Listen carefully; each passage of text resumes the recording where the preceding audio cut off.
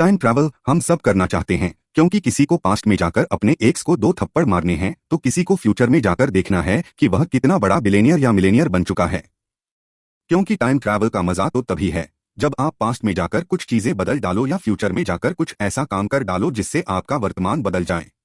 लेकिन अभी तक यह जो टाइम ट्रैवल है केवल साइंस फिक्शन मूवीज में ही पॉसिबल हो पाया है। ऐसा शायद आपको लगता है क्योंकि आज मैं आपको बताने वाला हूं एक रियल इंसिडेंट, असली टाइम ट्रैवल का एक ऐसा किस्सा जिसे सुनने के बाद आपका दिमाग घूम जाएगा। और साथ ही आज मैं आपको बताऊंगा कि क्या एक्चुअली में टाइम ट्रैवल पॉसिबल है और साथ ही हम समझेंगे ग्रैंडफादर पैराडॉक्स को। आज के इस वीडियो को पूरा देखना क्योंकि खुल जाएगी टाइम ट्रैवल की सारी मिस्ट्री आज के तगड़े वीडियो में। तो सबसे पहला सवाल यह है कि क्या प्रैक्टिकली टाइम ट्रैवल करना पॉसिबल है, और इसका जवाब है हाँ, और यह जवाब दिया है अल्बर्ट आइंस्टाइन ने। अल्बर्ट आइंस्टाइन के अकॉर्डिंग फिजिक्स की किसी भी बुक में या किसी भी लॉ में यह बात नहीं लिखी है कि टाइम ट्रैवल पॉसिबल है। उनके अकॉर्डिंग टाइम एक नदी की तरह है जो बड़े बड़े पत्थर आने पर स्लो हो जाती है और ढलान आने पर उसकी स्पीड तेज हो जाती है। इसका मतलब जैसे नदी की स्पीड बदलती रहती है वैसे ही टाइम की स्पीड को भी चेंज किया जा सकता है और टाइम की इसी बदलती हुई स्पीड की वजह से किया जा सकता है टाइम ट्रैवल, वह भी रियल लाइफ में। हमारे यूनिवर्स में कुछ ऐसे ऑब्जेक्ट हैं जिनमें बहुत ज्यादा हाई ग्रेविटी है, जैसे कि कुछ बड़े प्लैनेट्स हैं, कुछ ब्लैक होल्स हैं, और यह हाई ग्रेविटी वाले ऑब्जेक्ट स्पेस और यूनिवर्स में टाइम की स्पीड को मैनिपुलेट कर सकते हैं। ऐसे प्लैनेट्स के पास, ऐसे ब्लैक होल्स के पास टाइम की स्पीड काफी कम हो जाती है। सिमिलरली अगर कोई ऑब्जेक्ट बहुत ज्यादा स्पीड से ट्रैवल करे, अमीन टू से object travel at the speed of light, तब उस ऑब्जेक्ट का जो टाइम है वह बहुत स्लो हो जाएगा। अब आप बोलोगे कि इस तरीके से कैसे टाइम ट्रैवल किया जा सकता है, तो मैं आपको एक बहुत सिंपल एग्जांपल देता हूं। इमेजिन करो कि आपकी एज है 20 साल और आप 2 साल के टाइम ट्रैवल के लिए निकले हो। मतलब आप जा रहे हो स्पीड लाइट से 2 साल के लिए, तो टोटल आपने लाइट की स्पीड से 4 साल का सफर तय किया और आपकी उम्र होनी चाहिए टेक्निकली 24 साल। लेकिन चूंकि टाइम डाइजेशन के रूल्स के अकॉर्डिंग आपका टाइम स्लो चल रहा था और धरती का टाइम नॉर्मल चल रहा था। इस चीज को हम बदल सकते हैं कि अब आपका टाइम अगर नॉर्मल है, अगर आपकी ये 24 साल हैं, तो धरती का टाइम बहुत ज्यादा फास्ट हो गया होगा। इसका मतलब जब आप 4 साल बाद धरती पर वापस लौट गए तो लोगों की एक 4 साल नहीं बढ़ी होगी, बल्कि हो सकता है कि वह लोग 40 साल ज्यादा जिंदगी जी चुके हों। समय बहुत तेजी से आगे जा चुका हो धरती पर, और इस तरह से आप टाइम डायरेक्शन का यूज करके स्पीड फ्लाइट पर ट्रैवल करके टाइम ट्रैवल कर सकते हो, अपने फ्यूचर में जा सकते हो। लेकिन यह केवल एक कॉन्सेप्ट है क्योंकि अभी हमारे पास ऐसी कोई टेक्नोलॉजी ही नहीं है जो हमें लाइट की स्पीड से ट्रैवल करा सके। जब ऐसी कोई टेक्नोलॉजी ही नहीं है, ये सारी चीजें केवल थ्योरी ही हैं, तो फिर हम कैसे मान ले कि यह टाइम ट्रैवल होता है। तो जरा इस इंसिडेंट को ध्यान से सुनो। आपको बिलीव हो जाएगा कि लोग टाइम ट्रैवल करते हैं और फ्यूचर से बहुत सारे लोग प्रेजेंट के इस टाइम में आते हैं टाइम ट्रैवल के थ्रू। यह घटना है मार्च 2003 की। एंड्रयू कार्लसन नाम के एक 44 साल के बंदे को एफबीआई ने कनाडा में अरेस्ट किया। उसे अरेस्ट इसलिए किया क्योंकि लोगों को शक हो चुका था कि भाई कुछ गड़बड़ कर रहा है। उसने केवल 2 हफ्ते में $800 इन्वेस्ट करके स्टॉक मार्केट से $350 मिलियन कमा लिए थे। उसको मालूम था कि कौन सा शेयर उसे प्रॉफिट देने वाला है और वह उसी पर पैसा लगा रहा था, और इसी से एफबीआई को शक हुआ कि शायद यह किसी तरह का स्कैम कर रहा है। लेकिन जब उसको अरेस्ट करके उससे इन्वेस्टिगेशन की गई तो उसने बताया कि वह एक टाइम ट्रैवलर है। वह 250 साल पहले से आया है, मतलब फ्यूचर से आया है, और उसको मालूम था कि कौन सा स्टॉक उसे ज्यादा बेनिफिट देगा, और इसीलिए वह यहाँ पर पैसे छाप रहा था। लेकिन जब एफबीआई के ऑफिसर्स ने उसकी इन बातों पर विश्वास नहीं किया तो उसने यकीन दिलाने के लिए उनको फ्यूचर में होने वाली कुछ ऐसी घटनाएं बताईं जो अभी तक नहीं घटी थीं। लेकिन उसके बाद पुलिस वालों को एंड्रयू की किसी बात का विश्वास नहीं था, तो उसने पुलिस वालों को ऑफर किया कि वह फ्यूचर में जाकर बहुत जानलेवा बीमारी का इलाज लाकर इस टाइम के लोगों को दे देगा। लेकिन पुलिस वालों ने उसकी बात पर विश्वास नहीं किया, और जब उस बंदे के बारे में पुलिस ने और इन्वेस्टिगेशन किया तो पता चला कि दिसंबर 2002 से पहले का उसका कोई भी रिकॉर्ड अवेलेबल ही नहीं है। वह बंदा एडजस्ट ही नहीं करता था। उसके माँ बाप कौन थे, वह कहाँ रहता था, कहाँ से आया था, कोई रिकॉर्ड नहीं थे।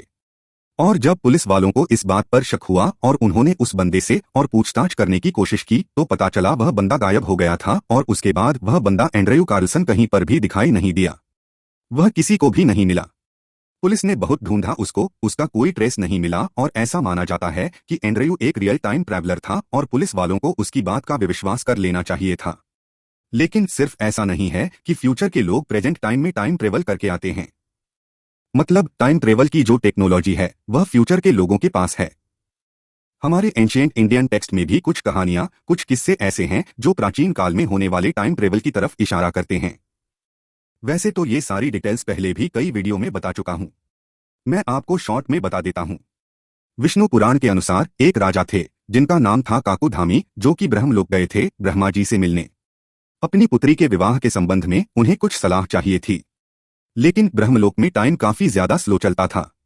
उस राजा ने जब कुछ समय ब्रह्मलोक में व्यतीत किया, उस टाइम धरती पर कई 100 साल बीत गए, क्योंकि धरती का टाइम कंपैटिबल काफी तेज था। और जब राजा वापस लौटकर आए तो उन्होंने देखा कि यह समय तो काफी ज्यादा बीत चुका है। एनीवे, यह कहानी बहुत लंबी है। ब्रह्मा जी ने उनकी समस्या को भी सॉल्व कर दिया था, लेकिन इस कहानी में आप देख सकते हैं क्लियरली बताया गया है कि अलग अलग लोक में अलग अलग ग्रेविटी वाले प्लैनेट पर टाइम अलग अलग तरीके से चलता है। और यह जो थियरी है ना, यह मॉडर्न साइंस की या अल्बर्ट आइंस्टाइन के टाइम डाइजेशन की थियरी से काफी हद तक मैच करती है। इसका मतलब प्राचीन काल के लोगों को और देवी देवताओं को भी टाइम ट्रेवल के बारे में बहुत डिटेल में चीजें मालूम थीं। और काका भुशुंडी का नाम तो आपने सुना ही होगा, जिन्होंने कई बार रामायण और महाभारत को होते हुए देखा था, क्योंकि वह समय में यात्रा कर सकते थे। अलग अलग यूनिवर्स में, मतलब मल्टीवर्स में भी यात्रा कर सकते थे। प्राचीन भारत के पुराणों और एडवांस टेक्नोलॉजी के संबंध में हम किसी और वीडियो में डिटेल में चर्चा करेंगे। अभी मैं आपको बताता हूं एक ऐसा फैक्ट जिसे जानकर आप भी शॉकड हो जाओगे कि अभी राइट नाउ हमारी दुनिया में टाइम ट्रेवल हो रहा है। क्या आपको मालूम है कि जो सैटेलाइट हमारी धरती का चक्कर लगाती हैं, जिनके थ्रू हमारे मोबाइल में जीपीएस चलता है, उनके अंदर जो क्लॉक होती है, क्योंकि ये सैटेलाइट्स 100 माइल्स पर आवर की स्पीड से हमारी धरती के ऑर्बिट में घूम रही हैं, और इनकी स्पीड इतनी ज्यादा तेज है, लाइट की स्पीड जितनी ही तेज तो नहीं, लेकिन कंपैटिबल बहुत तेज है। ये जो सैटेलाइट्स हैं, इनका जो टाइम है, यह नॉर्मल दुनिया से थोड़ा सा स्लो चलता है, और एक दिन में यह हमारी दुनिया से 7 मिलीलीटर सेकंड आगे निकल जाती हैं।